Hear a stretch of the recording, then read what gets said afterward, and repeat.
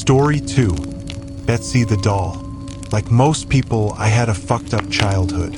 Who doesn't, right? My father took off before I was born, and my mother was left to care for me on her own. A skill she was sorely lacking. My mother slipped right back into the drug-addled, party lifestyle she'd enjoyed before I was born, and had soon turned our two-bedroom apartment into an opium den. For the first 5 years of my life, I walked around in a confused, terrifying mist. The smoky air would flood down the hallway from our living room and slip under my bedroom door. It always seemed to linger for days. I know now that my mother wasn't a bad person, just a victim of her addictions. When she did have spare money, she would put food in the house or buy me clothes from Goodwill. The only pieces of furniture I had in my bedroom was a mattress set and a little blue and white toy chest. Not that I had a lot of toys to put in it, of course, just the 3 I had gotten for birthdays. One was an art kit, one was a red wagon, and the last, my pride and joy, was a doll named Betsy. Betsy was my best friend. We would have imaginary tea parties together, sleep together, and even take baths together. Sometimes I even remember her voice. When I thought back on my conversations with the doll in adulthood, I realized that I was likely suffering from delusions, thanks to the always present butts of smoke that laid claim to the dingy hallways and drafty bedrooms of our small apartment. Still, I remember the sound of her voice, a pleasant, tingling lilt that was almost always coupled with a raucous giggle. I also remember the things that she said to me and the things she wanted me to do. She asked me to steal usual food or pens and pencils. She wanted me to bring her forks and knives and hit the bad man who slept on our couch. It was always something, and I would always get in trouble. But she wouldn't. When I told my mother, who had put me up to these games, she would scoff and shake her head. She never believed me. Adults never do. Around my 6th birthday, I asked my mother for a birthday party. I wanted to invite the mean girls from school and serve them cake and ice cream to make them like me. I remember standing in the kitchen that day with such hopes, having just asked the most important question of my entire life. The glass bottle of Coca-Cola I held was shaking in my nervous hands. I waited with bated breath as my mother continued putting groceries away, almost as if she hadn't heard me. But I knew she had. Finally, just as I had failed a second time to muster the courage to repeat my question, she turned around and gave me a flippant shake of her head. "A birthday party? Laura, that's ridiculous. I can't afford to feed 15 children that aren't even mine. Hell, I can barely afford to feed you. You eat like an elephant, especially for a girl your size. Or, I'm sorry, Betsy does. There's barely anything left for me to eat around here, much less a classroom of other people's brats." My face fell as she shook her head, mumbled something else under her breath, and stumbled off into the living room. I heard the music go up then as more people walked in the door. Some left, some stayed. I never knew them either way. It simply wasn't fair. My mother threw parties all the time. What about me? I was a kid. All my friends had birthday parties, and now the mean girls at school would know I was too poor to have one, and they would tease me even more. I felt tears start to well in the corners of my eyes, and I choked back a sob while I ran to my room and slammed the door behind me. Betsy was lying on the bed and smiling. She was always smiling. Usually it made me feel better, but today it just made me angry. She just kept staring at me, smiling. She was going to tell me to do something bad. Again. This was why Mother wouldn't throw me a birthday party. It was because of all the trouble I got into because of her. This was her fault. Betsy didn't have to go to school, and Betsy never got in trouble like I did. And in my young mind, I truly believed it was the doll, not my mother, who was to blame for everything. I snapped then. I screamed in indignant rage, and I threw the bottle as hard as I could at the bed. It hit Betsy on her forehead, and she fell on the floor. Good. I picked up the bottle, and I hit her again and again. I thought I heard her laugh, and I hit her harder. Then I laughed. When my rage was spent, I dragged Betsy to my toy chest and threw her in. I slammed it shut and kicked the chest against the wall. I never wanted to see Betsy again, ever. I never owned another doll after Betsy. About a week later, the police came and two nice ladies took me to live in a new home in a new state, with food and toys and no drugs. The trunk went into storage and the wagon disappeared. I never saw my mother again. As I got older, my foster parents admitted she was in jail doing 25 years. That was fine with me. I felt nothing for her anyway. I still had nightmares because of my life with that woman. But then slowly I began to heal.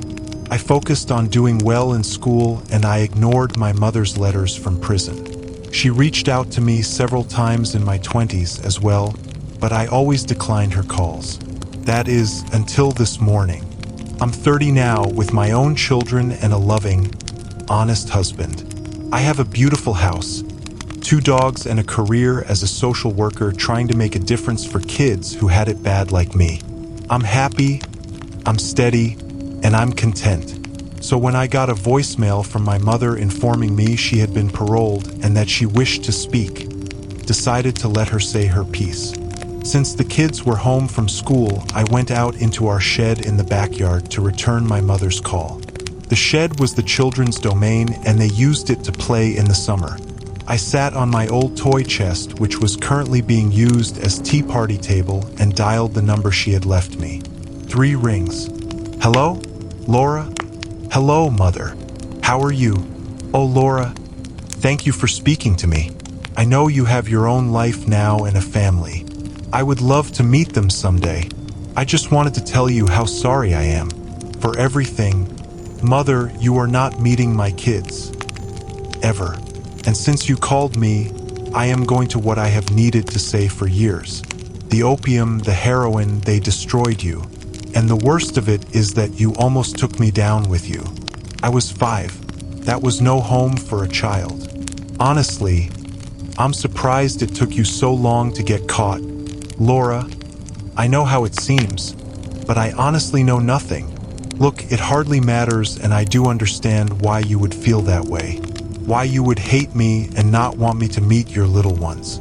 I learned a lot about forgiveness while I was away and just...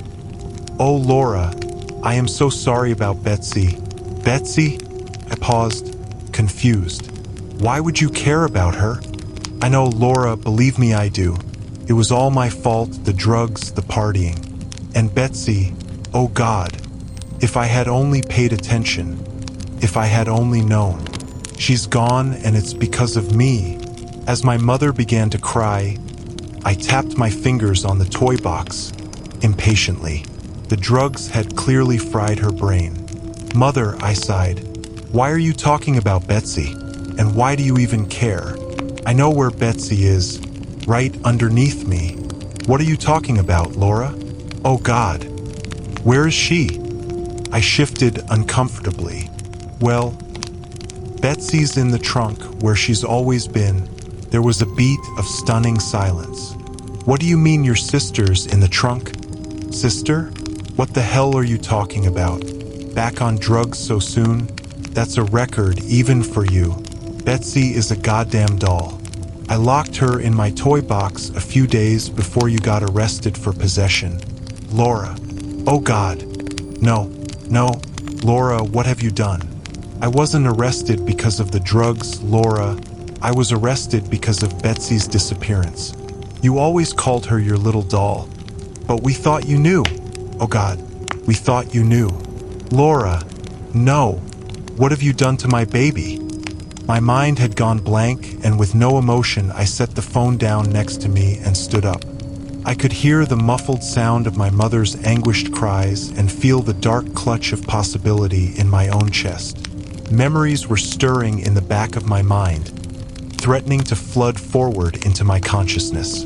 They pushed against a door in my mind that had been locked so tightly for so long that I had forgotten it was even there.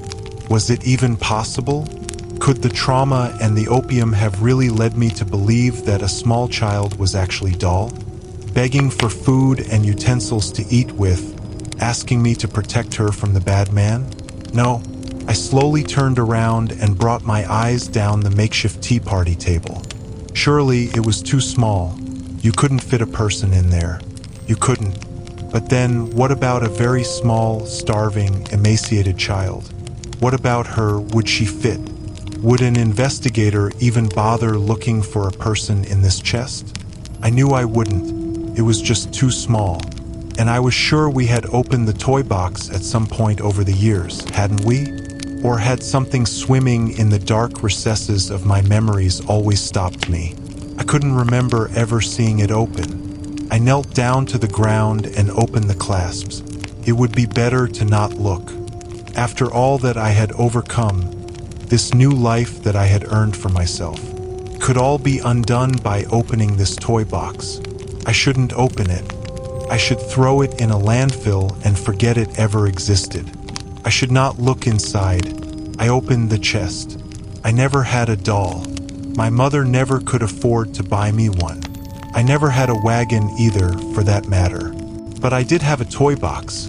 A pretty blue and white toy box. And when I was 5, I beat my little sister to death and put her in it. Story 3.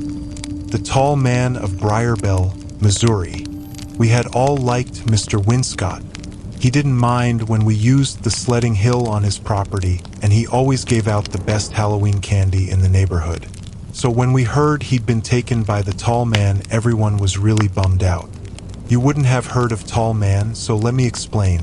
Tall Man has been a legend in my town for decades.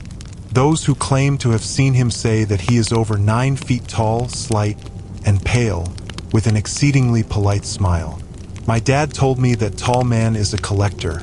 He likes things. Dad says his favorite things to take are sad people, empty buildings, and dreams. I have to admit he's stolen away my dreams more than a few times. When Mr. Winscott hadn't shown up for church on Sunday, nobody thought it was weird. Then when Monday rolled around and he wasn't at work with my dad, people started to whisper.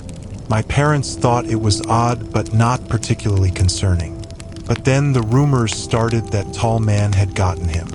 A kid in my class even said that he had seen Tall Man in Mr. Winscott's house through a window. I told my parents what Jake had seen, but they only laughed. Tyler and I biked by Mr. Winscott's place every day after school to get to our friend Rory's house. We never stopped in front of Mr. Winscott's to try and see Tall Man through the windows like Jake had. We never even slowed down. But one day we played too late at Rory's. Since we didn't want to bike home in the dark, we called our parents and asked to sleep over.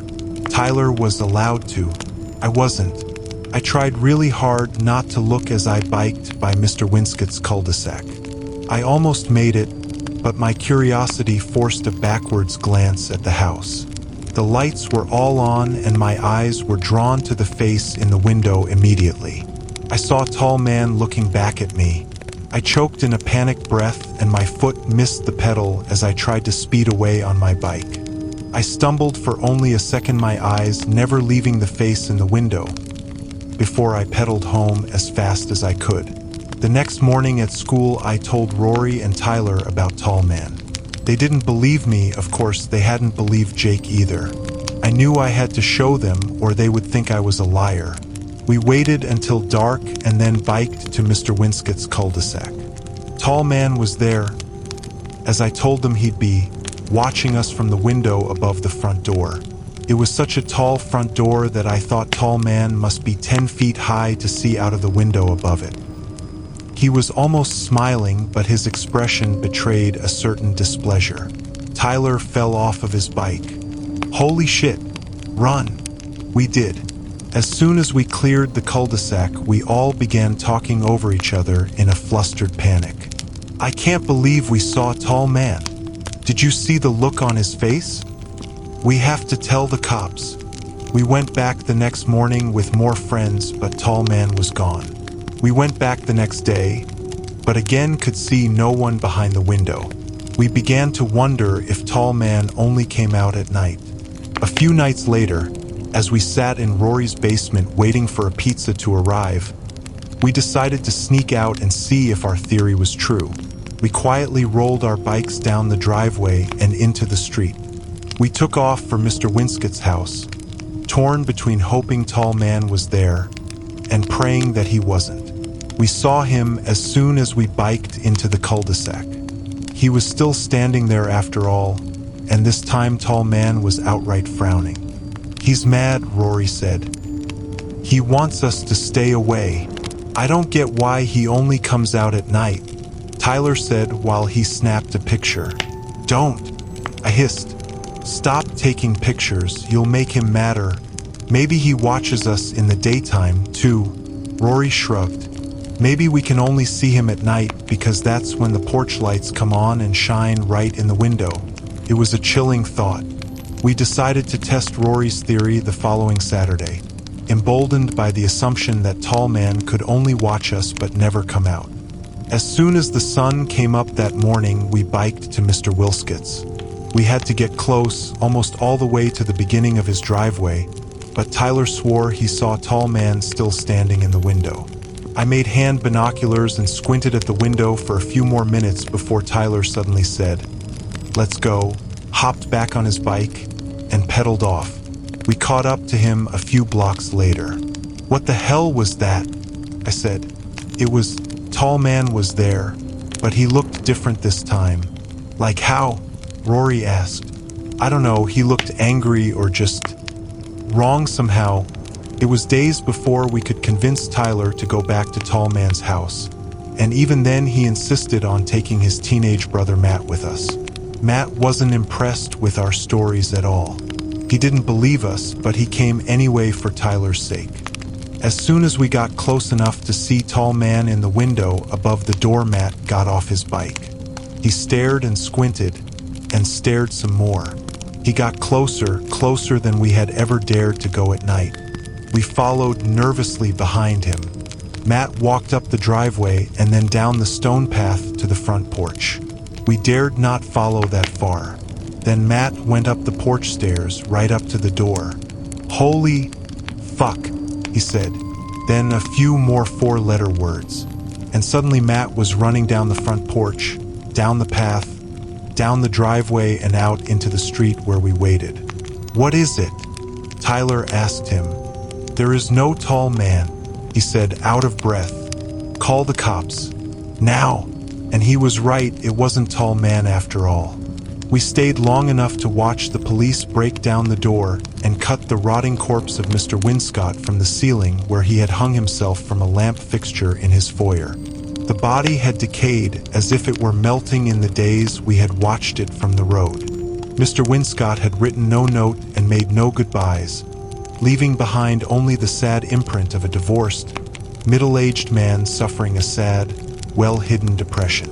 It was weeks before the town lost interest in the tragic suicide and months before kids stopped asking us to describe the body in all of its gory detail. Eventually even Tyler and Rory stopped talking about it. Everyone had moved on. Everyone except me. See, there was one detail that always bothered me, one thing I never told Rory or Tyler. It was about the first time I'd seen tall man, the time I'd been alone. The thing was, I'd seen Mr. Winscott that night. He'd been sitting alone in his kitchen eating dinner. But I'd seen something else, too. In the upstairs bedroom window, there had been an impossibly tall, impossibly pale man staring back at me. And he'd been politely smiling.